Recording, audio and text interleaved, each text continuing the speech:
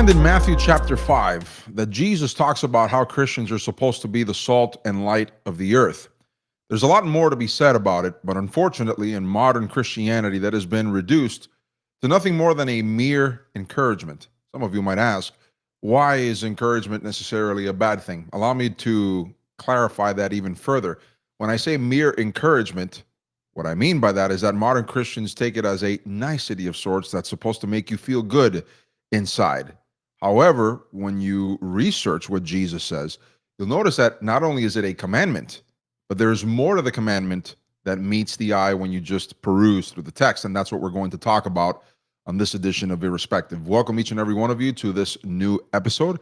As always, the names haven't changed. My name is Gio. This is my co-host, and I'm his Jesus. Good morning, friends. Richest blessings to all.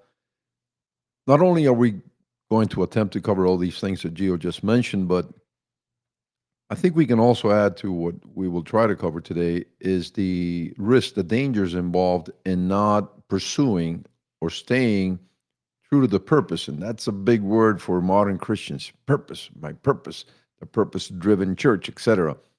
But we will find that it's risky business for Christians if they don't remain true to the purpose of God's calling.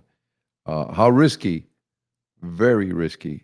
Christianity, Jesus said, and you will see it clearly as we start delineating these things, will be put under the feet of men if Christians decide not to fulfill their obligations. A couple of things before we continue with the rest of the episode. Please do not forget to subscribe, to hit the notification bell, to click on the thumbs up, and also to share our content with others, whether it be that you're watching this through X, YouTube, or Rumble. You can also interact with us in the chat, either on YouTube or on Rumble. I need to remind the audience that if you want your chat to appear on screen, that I would encourage you to write your chat on YouTube. For whatever reason, the streaming program that we're using to disseminate, to simulcast the stream to all three platforms, it doesn't allow us to take the Rumble chats and post them here. So if you want your chat to appear on screen, please visit the stream through YouTube and we can put it on screen. Last but not least, do not forget to donate. It helps us to continue to put out this content for your edification. There's a QR code in the upper left corner of the screen. You can scan that, or conversely, you can click on the link beneath the video player in the description box beneath the video player for the link to the donation page. And last but not least, do not forget to follow us on X at Irrespective77. Now, let's go to the text itself. And again, Matthew chapter number 5, and this is a portion of what most people will call the Sermon on the Mount. Jesus says an awful lot of things, and right after what is known as the Beatitudes or the blessings, you'll find that this is what appears. Verse 13, you are the salt of the earth, but if the salt loses its flavor, how shall it be seasoned? It is then good for nothing but to be thrown out and trampled underfoot by men. You are the light of the world. A city that is set on a hill cannot be hidden, nor do they light a lamp and put it under a basket, but on a lampstand, and it gives light to all who are in the house. Let your light so shine before men that they may see your good works and glorify your Father in heaven. Again, Matthew chapter 5, verses 13 through 16. Let me continue on this opening salvo that I used, because I think it's important that we continue to establish how what Jesus says here is misinterpreted for all of the wrong reasons. And therefore, as you were saying, it distracts the attention from the essence of the commandment. When I say mere encouragement, I'll give you one example. Recently, I heard that there was an individual who's a pretty popular influencer in the fitness space, whom one of the things that he used in order to try to influence and encourage his audience of YouTube followers and Facebook followers, it says, there's a famous phrase out there that says, let your light so shine before men. Notice what he did there.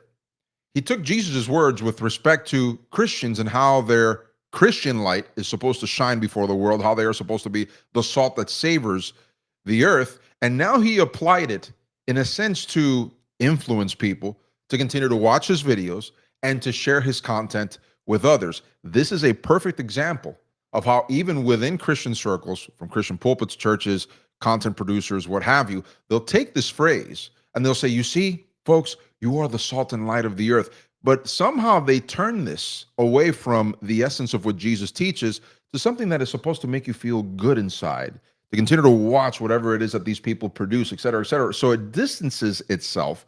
It's, what shall we call it?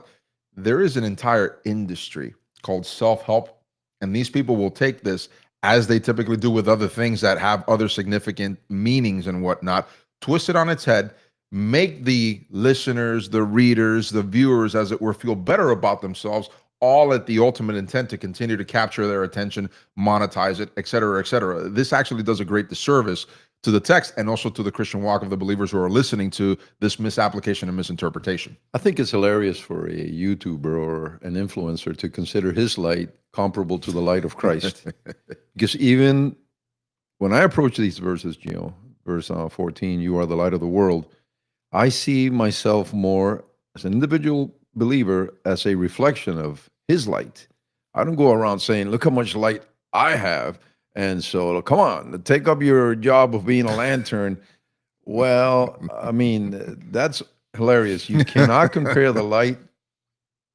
Furthermore, he has no light. If we're going to be honest, if we're going to follow what Jesus said, he said that the people that are going around saying they are light, they're actually darkness. Correct. But just to compare yourself and to use this verse as if you have certain kind of light that you're sharing with people and now they are to share it with others, that is utterly ridiculous. It's nonsense. It's absolute nonsense. Now, going back to the text itself, there are a couple of things that stand out automatically. So we needed to establish that at the onset of this episode, so you can, in your mind and in your heart, distance yourself from the popular misinterpretation, not interpretation, misinterpretation of what Jesus is saying here. So now that we have completely dismissed that, as we should, let's go back to the text itself. First and foremost, let's talk about this salt aspect, because Jesus says we are salt of the earth and the light of the earth. So he's using two particular, some will call them objects, other will call them things, whatever the case may be. He's talking about two things, salt and light. You are the salt of the earth.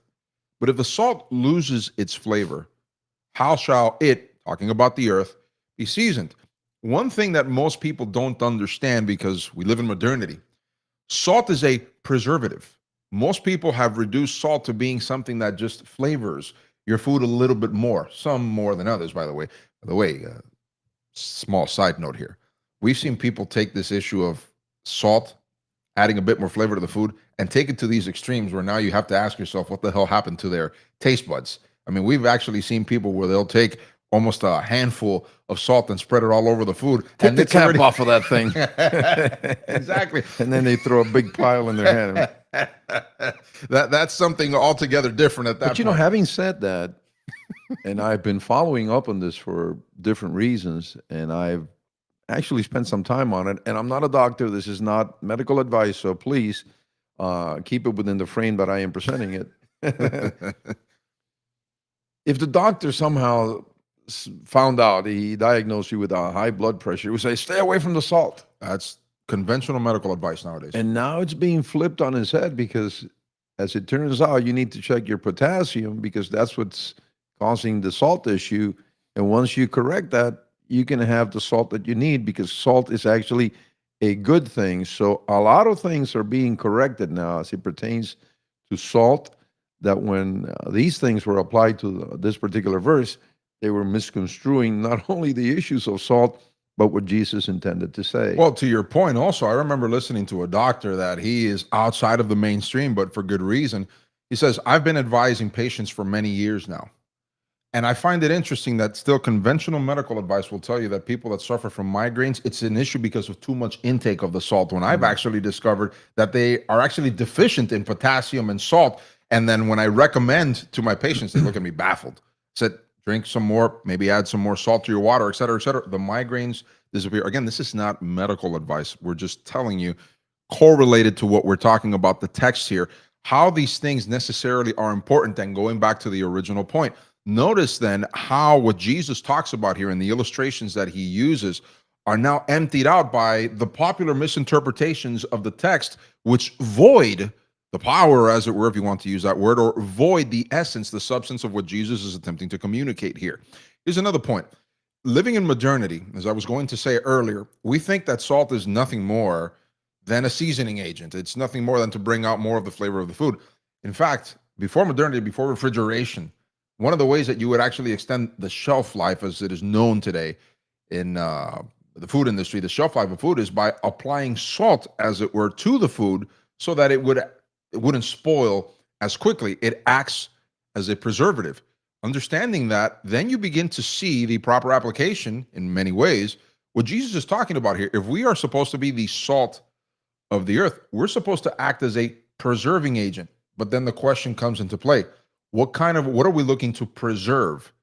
I'll have more to say, but I know you have a couple things that you'd like to add, but please keep that in the back of your mind. Well, based on the version that is being used and also the different narratives, because there are two actually, Luke and Matthew, a debate has arisen, which to me doesn't make any sense because the words that Jesus spoke leave the issue very, very, very clear.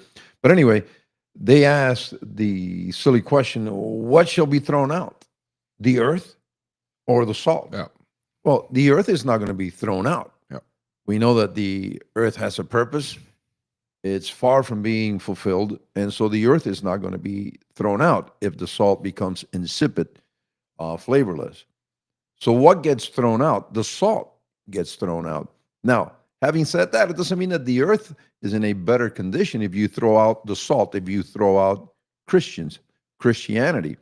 But there's something there that needs to be paid attention to. You need to listen carefully to the words of Jesus, because he is saying that if we, the salt, we become insipid, tasteless, we will be thrown out. In other words, mankind, humanity, will not see any purpose for us. And therefore, they will try to destroy us. Listen to the words of Jesus again. You are the salt of the earth. But if the salt loses its flavor, vapid, insipidness, how shall it be seasoned? What gets seasoned with Christianity? The earth. Just the earth? You mean that? I think it's talking about humanity, per se. Therefore, is then good for nothing. What's good for nothing? The salt. But to be thrown out, and here's the warning, trampled underfoot by men. So useless. If we lose our purpose, and I'm using that word intentionally, even though I think it's been exploited and damaged and taken to places where God never intended us to go with that word. If we lose our purpose, the reason why Christ left us or leaves us here on earth and places us in particular places as individuals, as a group of Christians, etc., if we lose that purpose, if we stop being what we are supposed to be, then men will just turn on us and try to destroy us. Correct. And this is exactly what has happened. I hear all the time that the church is doing such a fine job, and all we have to do is look at the amount of mega churches we have now. Well, most churches are small. There's a few mega churches. But if you'll notice, the condition of humanity, instead of going on an upward movement, it's not really showing any improvement. It's going on a downward spiral.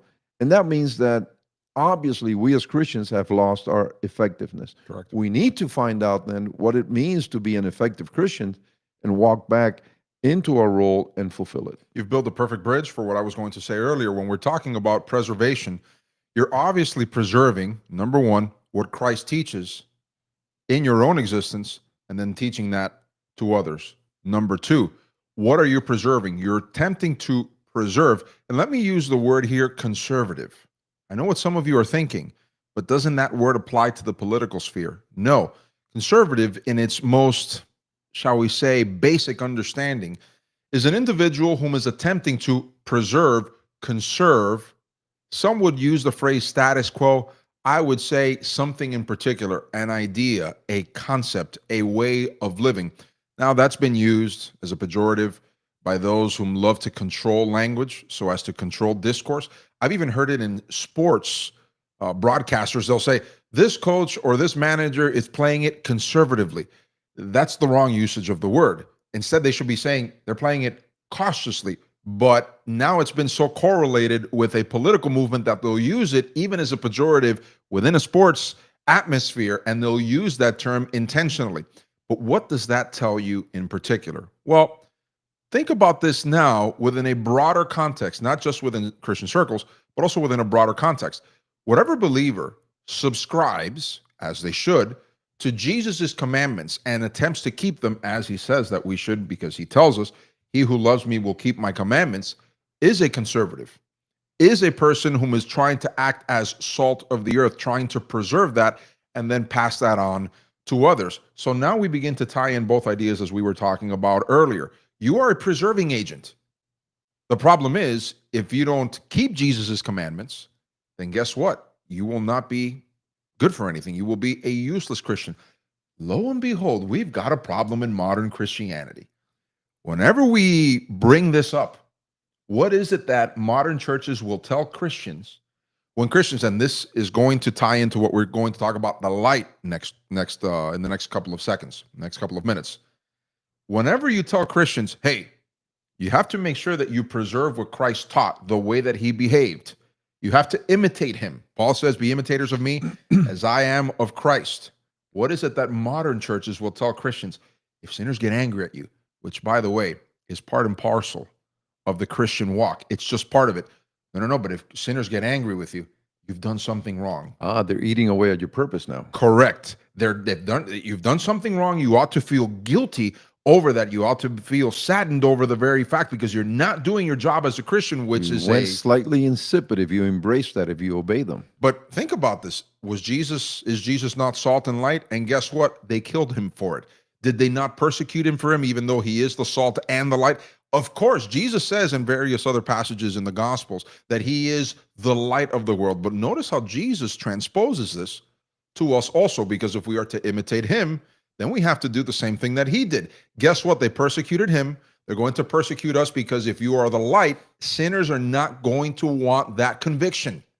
I'm going to repeat that again. If you're going to be salt, if you're going to be light, sinners don't want that conviction. Sometimes you don't even have to preach the gospel explicitly, just by the way that you act, just by the way that you use your verbiage, et cetera, et cetera. They're going to notice something different about you. All of us that have been in the world and have operated in the world as believers, we have that experience. The Bible fulfills itself because you see this thing acting up, in real life. And you're going to be persecuted for it. Paul says whoever wants to follow Jesus, he writes to Timothy, whoever wants to follow Jesus will suffer persecution. Jesus tells us that we will be afflicted in the world, but have comfort. I have defeated the world, Jesus says. But modern Christians are told, if you act as salt and light, you've got to make an amends to that. You got to make a fixing to that, because you see how then subversively modern churches are actually going against the very commandments and the essence of Jesus' commandments, as we find here in Matthew 5:13. Well, every time the world tells you, you have to stop this. I know you guys believe it, but you have to stop it, because let's face it, you're an antiquated religion and so on and so forth. Every time you pay attention to them and you drop that something, whatever that something happens to be, you're turning yourself insipid. You are losing your purpose. You are losing your effectiveness. I find it interesting, going back to what you said, Gio, about conserving and the conservative movement. Don't we hear an awful lot about conservation? Yes. It's on the news all the time. It's in front of us. We get it from teachers. We get it from the universities, from professors and specialists about this and that. And yet, when it comes to Christianity, we cannot conserve it. We must dilute it to the point that it disappears. And when it does, when we are no longer bringing forth truth, biblical truth, just in case some people want to compare it, I believe truth is truth, period, and the Bible covers this. But anyway, when we stop bringing forth biblical truth, what are we doing? We are no longer being salt. We are no longer being the salt of the earth. But this is exactly what the world demands of us. Stop this, stop that. Desist from this. Make sure you knock that off. And once you do, then you're worthless. We are worthless. They will trample us. They will finish us off completely. So, contrary to what they'll try to make you believe, that if you lose this and you get rid of that and you put this away, you will be better received and more welcome. Contrary to that, they will turn and destroy us. But isn't the essence of what you're talking about the following? Christians are being taught that they have to go along with what the sinner attempts to do, which is to squelch the light, which is to have the salt be ineffective and not a preserving agent. So they're actually turning against what Jesus himself is teaching. So modern churches, if you think about it, are denouncing. They are contradicting Christ. Every time you listen to them, it's like listening to fools. Mom, I can't see well. Can you turn off the lights? What? Yeah, I can't see very well. Could you please turn off all the lights? Are you going to see better that way? I don't know if it makes sense It or does. not, the It illustration, does. but every time they tell Christians, drop this, drop that, for example, LGBTQ, they want us to believe that the Bible doesn't tackle the issue, so they would have us drop it. And some pulpits are already saying, drop it. The Bible doesn't really abound on that way too much. Well, yes, it does, and it's very clear. But let's just say we do drop it. Yeah. What have we done? We're turning insipid. Yeah. We're losing our flavor. You're We actually are helping losing- Satan along if you think about it, because the salt becomes useless and the light becomes, you put it under a basket. And Like what Jesus happens talked about. after that? They turn on you. They turn on you. Because you are no longer that force, you are no longer that influence, you are no longer the salt of the earth. Exactly. Again, let's go back to the text here real quick, because we need to emphasize this point more. You are the salt of the earth, but if the salt loses its flavor, how shall it, meaning the world, be seasoned? It is then good for nothing but to be thrown out and trampled underfoot by men. So if you were to listen to the modern advice that pulpits are disseminating, you're in essence helping sinners make you useless as salt of the world. It continues, you are the light of the world. A city that is set on a hill cannot be hidden. Jesus, in essence, is telling you, if you're going to walk like a true believer, it's going to become evident. But then if you were to listen to the modern pulpits and modern Christians, and they were to tell you, no, put away that light, you're actually helping squelch the very thing that you're supposed to be to the world. Nor do they light a lamp and put it under a basket, but on a lampstand, and it gives light to all who are in the house. Dude, but I have to admit to both you and Jesus, I have to admit, I just don't like being persecuted. Folks, no one likes being persecuted. But the thing is, you have to ask yourself, who are you living for? What are you living for? Are you Will they living enjoy for? being trampled? Because that's the other option. The world won't tell you that. Well said. But if you stop being who you have to be because you don't want to be persecuted, it's what? You're going to get a double dose once you stop doing what you have to do and be what you have to be. You will be trampled. That's just the way it is. You know, I was commenting to someone recently that Christians have done a very bad job, more so the churches have done a very bad job of preparing Christians to be Christians in the modern age. What do I mean by this? Well, this winsomeness that we are, in a sense, also profiling and denouncing on this edition of Irrespective has led Christians to believe that they just have to be outright cowards. And they'll take texts like these and they'll impose that on it as if that's what Jesus is saying. Why? Folks, for those of you that have already operated in the world as believers for some time now, you'll know that if you're going to demonstrate meekness, if you're going to demonstrate humility, a lot of people in the world, and even some people within the church, frankly, will interpret that as you being a pusillanimous individual. And nowhere in the text, nowhere in the Bible do you see that that is the case, that that is what Christianity encourages. But this is what modern pulpits will interpret it as and tell you that that's what you have to follow. So then they make you feel as if you're being more Christ-like if you allow people who want to trample you underfoot as a carpet, as a rug, that you're being more Christian in that aspect. That's not at all what the text is teaching, because I'll give you an example. Jesus, he was sought to be killed by the Jews. We're not talking about his ultimate demise, because again, he came to redeem us during his first coming. You understand that in the context. But before that happens, Jesus denounced these people. He called them whitewashed tombs. He called them vipers. He told them, as it were, the truth in public, and he was not afraid of these people. But they will obfuscate all of those verses, because the message of anti-Christianity, when you think about it, is what is ultimate to them. They want to take Christianity, turn it on its head away from what the text itself says, and turn it into something that it isn't, and inspire people to follow that Christianity, because they think the world is going to like us more if we were to do this. Guess what? To your point, the more you submit to the world's pressures, the more, as it were, they're going to see, we can go ahead and trample these people. Well, the born again Peter, the Holy Ghost filled Peter, when he was told, no more preaching in the name of Jesus, what did he do? He doubled down against the prohibition. Correct. He didn't go, oh, okay, but can we pass some tracks maybe? We can hold back maybe tracks? He went against them. He went against them. He said, who shall we obey, God or you guys? We're going to obey God. And he told them that to their faces, by the way. And so he kept his position. He kept his role. He continually, even with all his defects, he was still salt. Yes. And this is what you must do. Every time somebody tells you, you got to drop that part of your Christianity, double down on it. Exactly. You're being effective. Double down on it. Exactly. Well, which is proof. I'm glad you mentioned that, because that is proof positive then. Absolutely. That you're doing the right thing. A couple of things, folks. Think about it. If you notice what we've been profiling here, in essence, modern Christianity, conventional Christianity, is telling you grovel and appease sinners. That's not at all what the gospel teaches. We'd like to direct your attention to verses 11 and 12. And we did this intentionally because you'll notice that preceding what we just read about this portion in Matthew 5:13 and on about salt and light, Jesus offers a warning with respect to what is entailed by being the salt and light. Verse 11, blessed are you when they revile you and persecute you and say all kinds of evil against you falsely, for my sake. Rejoice and be exceedingly glad. That is not taught in modern churches. If you're persecuted, rejoice and be exceedingly glad. No. Feel guilty and grovel and appease the sinner. This is then contrary. if my brother and my sister will look up, the opposite is also true. And Jesus said, "He said, woe unto you if men are speaking all kinds of beautiful things about you." Exactly. Rejoice and be exceedingly glad, for great is your reward in heaven. For so they persecuted the prophets who were before you.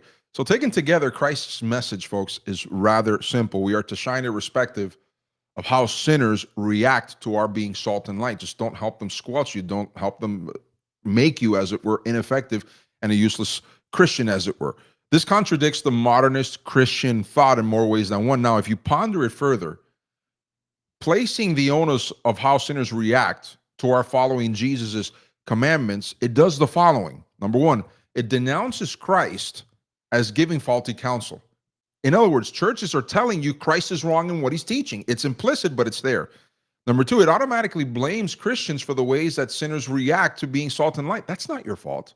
That's their fault that they're in darkness and they have to repent. It's not up to you to change your ways to be different from Christ to win them for Christ. That's absurdity, but that's what modern churches will teach.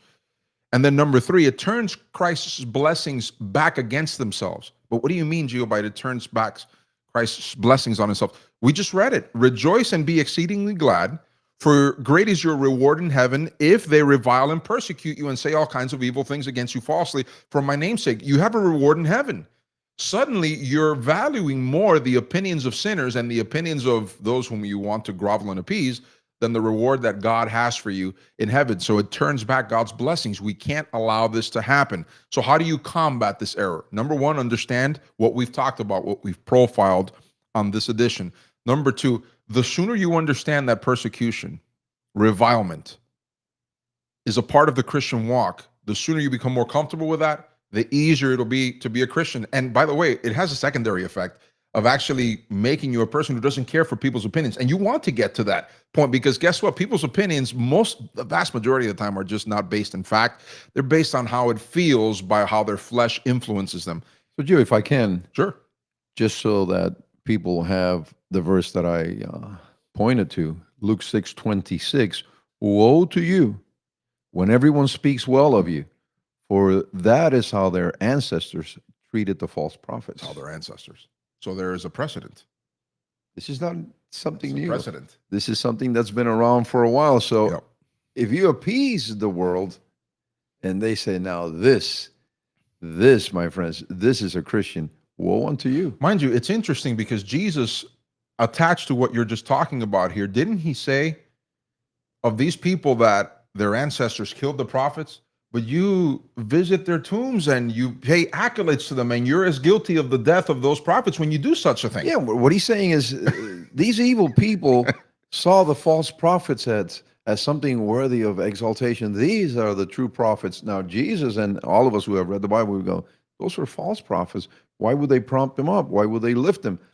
Because this is their evil way. So if you as a Christian, you're dropping things that belong to our faith, woe unto you, Jesus said. Exactly. Folks, James says, resist the devil and he shall flee. A lot of the modern messaging pertaining to this, as we have talked about in this edition, is inspired by the devil. Resist the devil. Resist him in that respect and in other respects as well.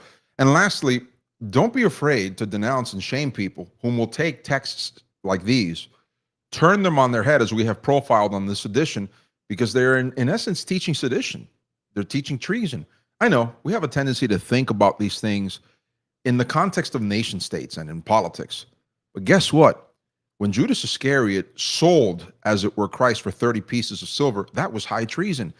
When the devil decided to arise against God, that was high treason. When Adam, our forefather, He decided to sin against God. That's high treason. You can't allow, just because they appear as if they're Christian, because nowadays anything and everything will call itself Christian, just because it has an appearance of it, it doesn't mean that its essence is inspired by God, or that they are allowing themselves to be commanded, as it were, by Jesus and his commandments. You have to denounce these things, lest these lines get blurred and we continue to arrive at the point where we're at now, where a lot of people will call themselves Christians, but they are frankly ineffective and useless as salt and light.